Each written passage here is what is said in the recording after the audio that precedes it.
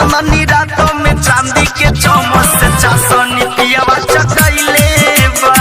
चांदनी रातों में चांदी के चमक से चाशनी पियावा चकैले बा। म्यूजिक बाय विकेश भोजपुरिया।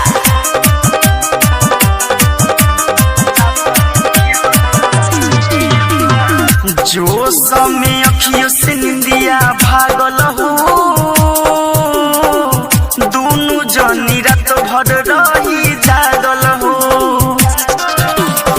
रस जब चुके सगरी लागल हो,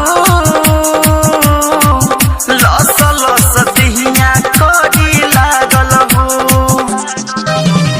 सूरज सूर्या सन धड़कन हो, रात बढ़ाइले हम धड़कन हो। एक नीतीश संग धड़कन हो, रात बढ़ाइले हम धड़कन हो।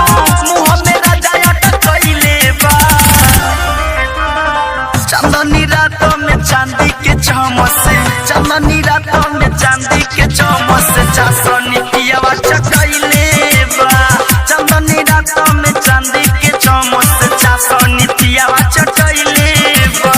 अति पलंग पर पीठ सुगरैले, चुमा लेके हमें कोरा में धैले, मरद वाला प्यार जतैले बा।